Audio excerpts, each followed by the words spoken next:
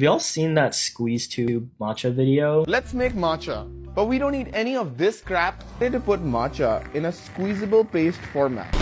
Oh my god, it's not giving. Period, Yes. sis. It was supposed to give, but it didn't give.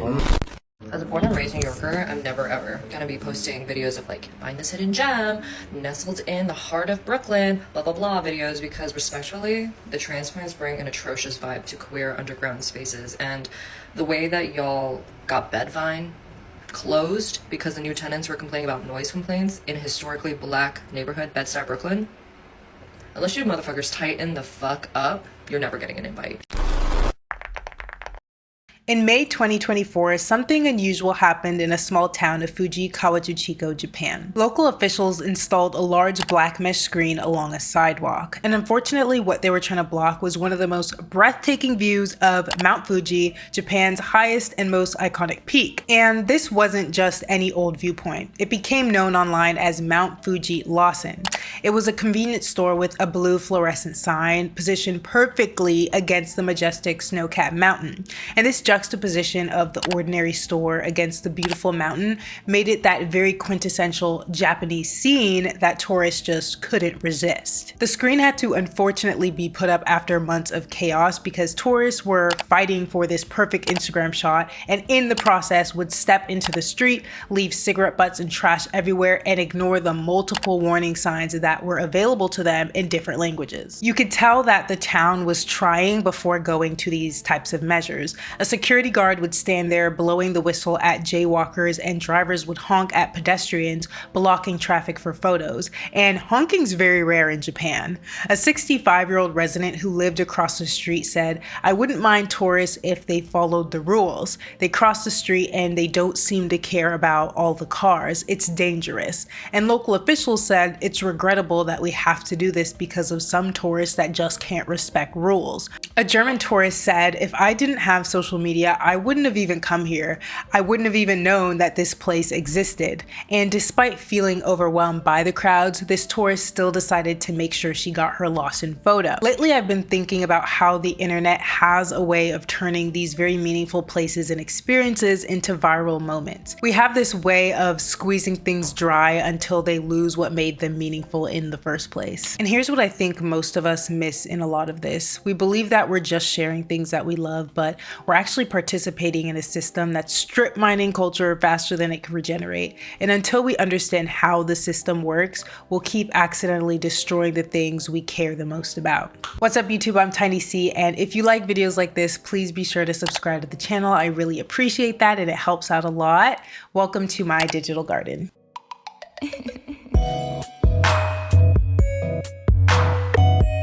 So let's start off with something that we probably all have done at least once. You find a song and you really love it, so you're listening to it and you decide, hey, I'm gonna share this with a close friend or maybe even social media.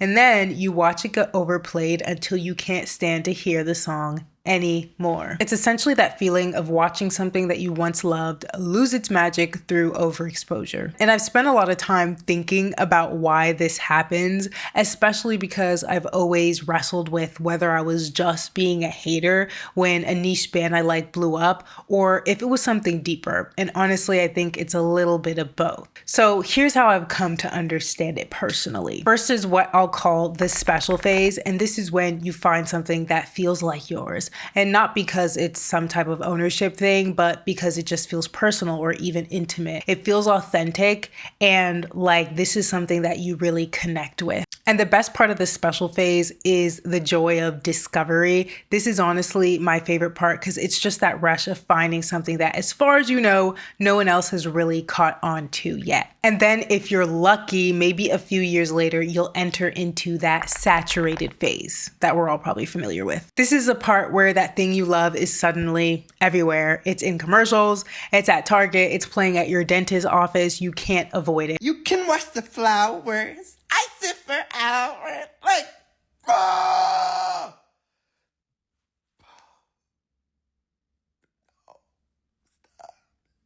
The thing you loved hasn't necessarily changed, but everything around it has. The nuance gets stripped away, the context disappears, and it's usually boiled down to whatever's the most marketable about it. It's no longer a vibe, it's just a product, a trend, a template. And it's not that you dislike it now, it's just that it's kind of exhausting and annoying to hear. The overexposure drains it of what made it feel special in the first place. This shift essentially happens when something moves from being a real, intimate experience to content that gets mass consumed. This isn't about being picky or acting like a hipster. It's what happens when the internet turns real, meaningful experiences into fuel for engagement. And we all participate in this cycle in one way or another, usually without realizing it. When we think we're appreciating, we're actually extracting. Let's take matcha, for example, because this tea has been part of Japanese tea ceremonies for literal centuries, and the ritual is grounded in mindfulness, seasonality, and deep cultural meaning. But last year, it became the it drink. It was literally everywhere. I'm sure you've heard all of the viral TikTok sounds surrounding it. Yeah, I gotta let niggas know something, man. I'm a matcha nigga now, man. I like this shit. It's cooler, it's smoother, it's matcha, nigga. You coffee niggas is too fucking crazy. And I like crazy, but nigga, I'm a matcha nigga now, man. Most of us probably thought we were just appreciating something beautiful, maybe even honoring Japanese culture in the process, but here's what actually ended up happening. Stores started selling out, matcha became very hard to find, and in some places they've even started limiting how much you can buy because of the hoarding and overconsumption. The thing is that matcha isn't endlessly available because it's made from tenchilies, which are only harvested once a year in the spring, and that limited supply can't keep up with this sudden viral demand. And that's just the material side of it. The cultural side of this whole practice also got affected. The ceremonial preparation of using a bamboo whisk and a ceramic bowl got rebranded too. In March, a startup called Pada launched a squeezable matcha paste on Kickstarter. And in their promo video, the founder literally swept traditional tea tools off a table, calling them crap. Let's make matcha, but we don't need any of this crap. We need to put matcha in a squeezable paste format. He claimed most matcha is a scam, then positioned his product as the fix for stale, clumpy matcha made in China. The irony was that matcha actually originated in China before being refined into the Japanese ceremony that we know today, and the tools that he swept off the table are actually part of a centuries-old ritual, not a problem to be solved, but a practice that we should be respecting. Look, I'm all for product innovation and trying something different, but when you call certain tools that's been used in tea ceremonies for centuries, it comes off a little tone deaf, you know? It also kind of feels like that gentrified boba on Dragon's Den and how, like, you know, it's a better version. What if I told you there's a better way? Keep it as fresh as the day it was harvested. You know, maybe if they marketed the product for someone with, I don't know, dexterity or accessibility issues. Like, you know what I mean? Also, I'm sorry, but the product just doesn't look good. Like, if it's not oxidized, why is it that brownish color? You know, just look at this. You cannot tell me that brown sludge is fresher than this. Unfortunately, what actually ended up happening was that we thought we were just enjoying a trend and harmlessly participating in something that's very beautiful, but in the process, we overwhelmed this very delicate supply and distorted a cultural tradition. And it unfortunately made it easier for someone to attempt to repackage it and strip it of its history, context, and care. We obviously didn't mean to commodify it, but that's just what ended up happening. Now, I'm not saying that we can't drink matcha or appreciate Japanese culture, because these are two things that I love, but there's a difference between mindful appreciation and unconscious consumption. Mindful would be us learning about the tea ceremony traditions, limiting how much we purchase, maybe even supporting authentic tea suppliers, and also understanding why the ritual even matters in the first place. Unconscious is more so just buying whatever's trending at a boba cafe and then moving on when the next popular drink hits the market. The same thing also happens with language, especially language that's rooted in marginalized communities. When people use phrases like slay or it's giving, they often think that they're just tapping into the fun Gen Z slang, but these words have deep roots in Black culture and LGBTQ plus communities. Oh my god, it's not giving. Period, sis. It was supposed to give, but it didn't give. Oh my god, yes. He really thought he ate that? No. He is my 13th reason. and when they go mainstream, the context often gets erased. Lonnie Lenz actually has a really great video exploring this more deeply, but we see how this kind of language gets picked up by the algorithm and then popularized by influencers like Alex Consani. She's a well-known model and TikToker. And on these social media platforms like TikTok, you'll often hear them using AAVE casually because it's entertaining, it performs well, or it fits the vibe. But then in more formal moments like accepting an award, they code switch back to more standard speech. I'm the first trans woman to win this award. But I can't accept this award without thanking those that came before me, and specifically the Black trans women that really fought for the space that I'm in today. And that really is the difference. For people who actually created this language, it's not a trend or a persona. It's not something that they can code switch out of. AAVE is a rich rule-governed dialect with roots that stretch back centuries, and it's shaped by slavery, segregation, and Black resistance. Phrases like slay, period, and it's giving weren't just made for content. AAVE is not TikTok slang. And no matter how much these non-Black teenagers pick up on the lingo on TikTok, it still does not negate that African-American vernacular English is not TikTok slang. It's giving cultural appropriation.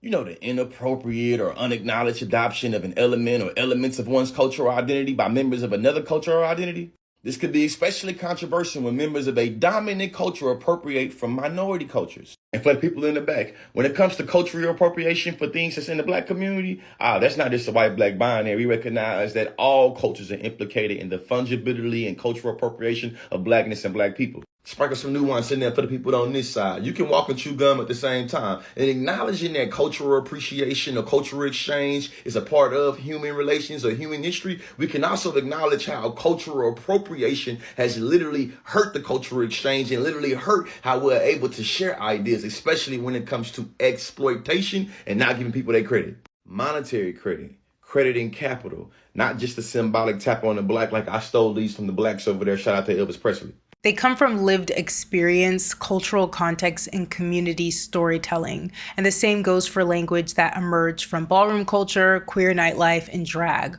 Worlds that were underground, not for aesthetic, but for survival. And yet the people who created this language rarely get credit, they rarely get paid, and they watch their voice get turned into catchphrases and then discarded when the next shiny trend comes along. And the tricky part is that each individual action feels innocent. Sharing a cool place, using trendy slang, or trying a viral recipe, they don't really feel harmful on their own. But the internet has changed the scale and speed of cultural spread in ways we're not psychologically equipped for. Let's go back in time for a second to when I discovered K-pop in high school. Not to age myself, but I'm talking about second generation groups like SHINee. It took years until K-pop spread to mainstream from the point I discovered it. And that's despite my efforts to evangelize for K-pop. Now, a K-pop song I find on some unknown playlist can be in a commercial within weeks. Things spread so much faster nowadays. We hit share with the mindset that we're telling a friend, but really we're feeding the extraction machine, aka social media. And these algorithms were built to take what's personal and amplify it beyond recognition. For most of human history, sharing culture meant passing things along slowly.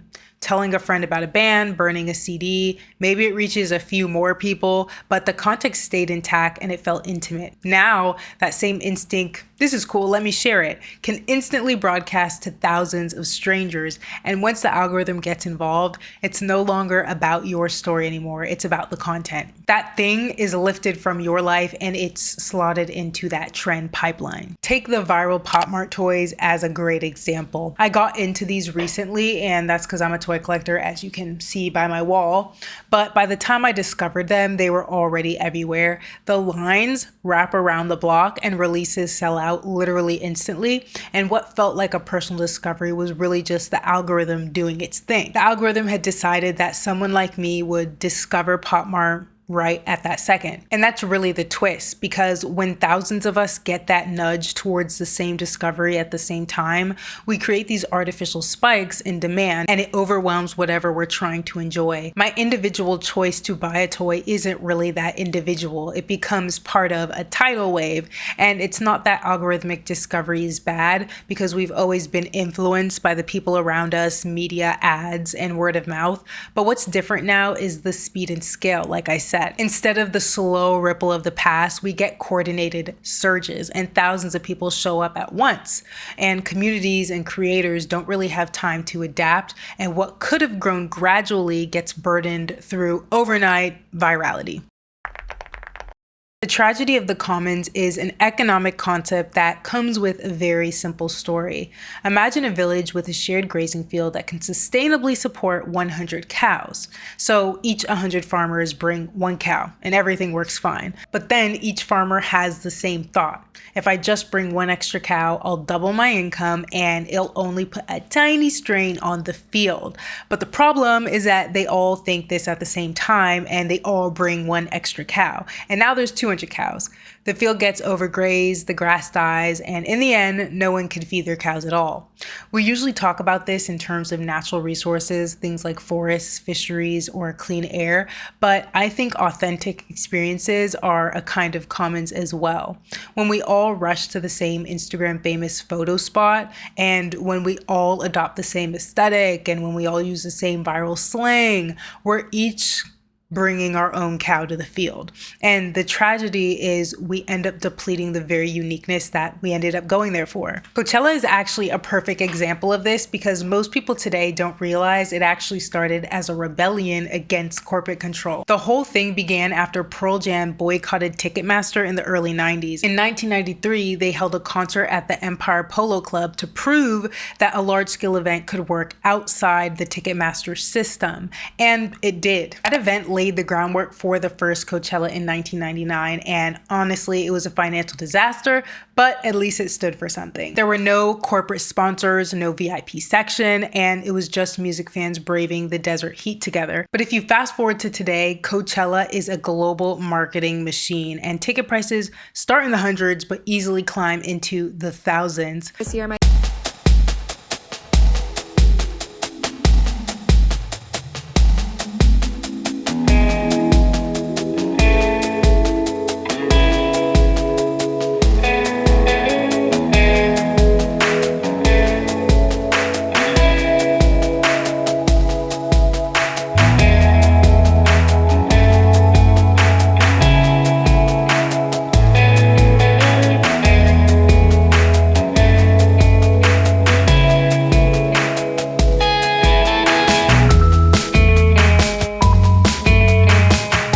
that began as an anti-corporate alternative has become one of the most brand-saturated events on the planet. The art installations are pretty much just backdrops for Instagram. The lineup is secondary to people being able to get the content. It's overcrowded, overpriced, and ironically stripped of the very uniqueness that made it matter in the first place. Coachella ended up being optimized for marketing performance, and it's consumed at scale. This is what happens when experiences become products, and moments that are meant to just be experienced get repackaged for content. So what do we actually do with all of this information? I'm not saying that we should stop sharing the things that we love, because connection is just part of the human experience, and like I mentioned earlier, discovery joy is one of my favorite feelings. We shouldn't have to live in isolated cultural bubbles, because that's not fun for anyone, and culture is meant to move and be shared. But maybe it's time that we become more conscious participants in the system that we're all a part of. And before we hit share, it'd be nice if we paused for a second and asked ourselves what we're even sharing in the first place, because I feel like a lot of the times we're sharing without even knowing the context or history or who even started the thing that we're sharing. And if we could figure that out, can we find a way to uplift them or give them credit? Not necessarily because it's a rule, but because it's just a way of being more thoughtful on the internet, and we could participate in culture without flattening it. I also think that we need to start asking what sharing this could actually do, not just what it'll do for me, like likes, views, and clout, but what it might do for somebody else. Could this overwhelm a small business or a neighborhood or a cultural practice, like what happened happened at Mount Fuji, but could it turn someone's identity or tradition into a trend? Am I sharing a piece of culture mindfully, or am I just turning it into a persona or costume or the next obsession? We need to make a habit of learning before we leap, and when we're drawn to a cultural practice, an aesthetic, or a tradition, it's okay to be curious because that's just human, but the curiosity should come with a little bit of responsibility as well, and we should take the time to understand where something came from and who it belongs to. And the people who try to provide that context are not buzzkills. They're not trying to ruin the fun, and they're just trying to protect what made the thing meaningful to you in the first place. I shouldn't have to say this, but lately it really feels like intellectualism is dying. I saw a video recently where someone was explaining the cultural roots of a South African dance that a K-pop girl group used in their choreography,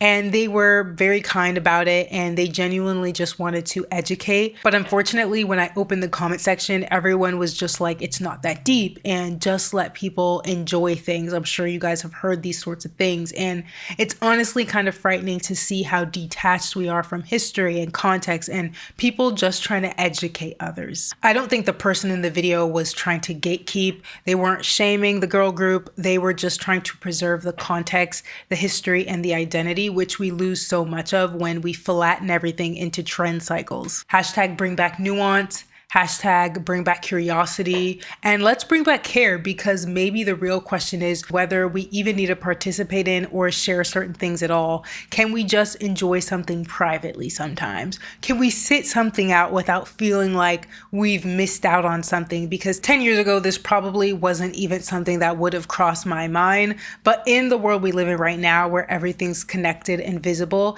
figuring out that balance between what we share and what we keep for ourselves is starting to feel even more important. I don't think it means that we stop participating in things entirely, but maybe more of us are starting to crave something that's slower paced and quieter. That slow discovery, because you're not on social media and you just discover things when they happen in real life. And maybe that shift towards more intentional sharing, or sometimes not even sharing at all, could help ease some of the harm that chronically online culture has caused, not only to us, but to the communities and cultures that we're interacting with along the way. Of course, I believe that individual choices matter, but this isn't just about us as individuals. It's about how we as a culture are still learning to navigate the whole world that we are building. And we developed these social norms for small communities over centuries, but we've only just had social media for a couple decades, and we're still figuring it out. What does it mean to be a good citizen in these digital spaces, especially now that these spaces shape how we behave offline as well? We're not just seeing cool things organically and then being inspired by them, we're acting on them in mass, and that means that we need new habits, mindfulness, a pause, a moment to ask ourselves the effects of our actions. What I'm realizing is that this isn't just about viral trends or specific social media platforms, it's about developing some kind of cultural consciousness in a hyper-connected world. Every time we engage with culture by sharing a video, adapting popular slang, or visiting a trendy spot, or even buying into an aesthetic, we're making choices about the kind of cultural ecosystem that we want to live in. And do we want to live in a world where everything authentic or intimate gets strip mined for content? Or do we want to be more thoughtful stewards of the things that we love so much? That screen in front of Mount Fuji is not just about blocking a view. It's a community that's trying to protect something before it gets loved to death, which might sound crazy, but they're trying to protect something that they love. And maybe in a world built for constant exposure, the most radical thing that we can do is protect certain things quietly. Keyword being certain, because some things are meant to be shared. I think art's meant to move, and connection is one of the best parts of being alive, but I do think we're starting to move towards something different. And maybe that's a culture where we can enjoy things without needing to extract and capitalize off them, and we can appreciate something without turning it into a trend. I personally want sharing to feel more intentional rather than automatic, and it's not about gatekeeping or shutting people out.